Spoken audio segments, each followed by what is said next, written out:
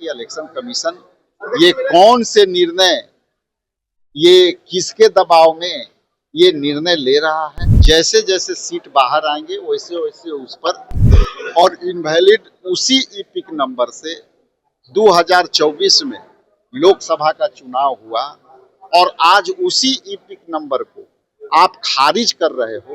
आज का कार्यक्रम जिला अध्यक्ष, डेलीगेट्स, एआईसीसी मेंबर्स, कुछ प्रखंड अध्यक्ष, हमारे सीनियर लीडर्स के बीच का ये कार्यक्रम था।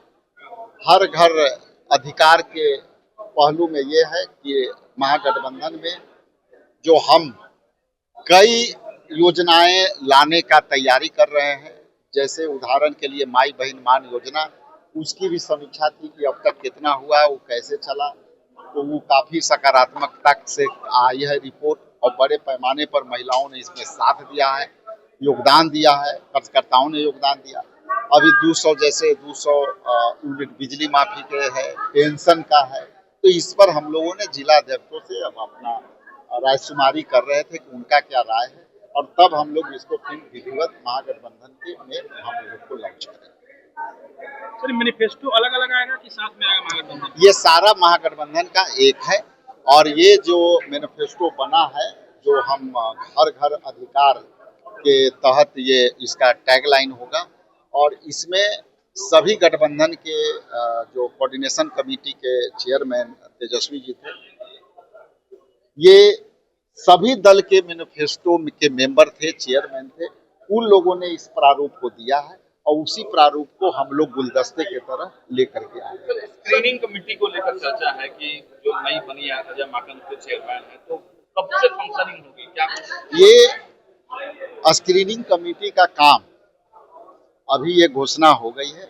जैसे जैसे सीट बाहर आएंगे वैसे वैसे उस पर स्क्रीनिंग कमेटी का काम है कैंडिडेचर को निर्धारित करना और जैसे जैसे हमारे सीट आएंगे, सीट शेयर में कैंडिडेट आएंगे और स्क्रीनिंग समिति का बैठक होगी, उस पर हम लोग उसको स्क्रीन करके निकालेंगे कि कौन को लेने में भी स्क्रीनिंग कमेटी की भूमिका होगी तो महागठबंधन।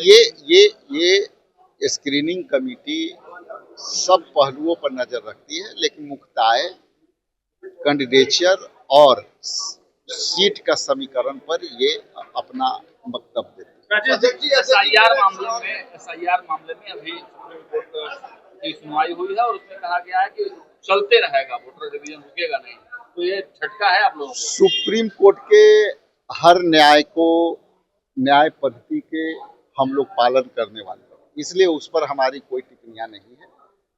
हमारी टिप्पणियां इस विषय में जरूर है कि इलेक्शन कमीशन पता नहीं किसके जिद में, किसके दबाव में खुद अपनी ईपिक नंबर बनाई हुई ईपिक नंबर को इनवैलिड मान रही है और इनवैलिड उसी ईपिक नंबर से 2024 में लोकसभा का चुनाव हुआ और आज उसी ईपिक नंबर को आप खारिज कर रहे हो, तो हम समझते हैं कि इलेक्शन कमीशन ये कौन से निर्णय, ये किसके दबाव में ये निर्णय ले रहा है, ये सबको पता है। देखिए, मेरा एक आखिरी सवाल है आपसे कि लगातार दलितों और महिलाओं पर हो रहे अत्याचार के विरुद्ध आप लोग मुखर होकर बोलते हैं, लेकिन डिम्पल यादव के विरुद्ध एक मौलाना ने अभद्र टिप्पणी की है, इस पर आपकी क्या? देखिए, ये हम डिफाइन नहीं करते।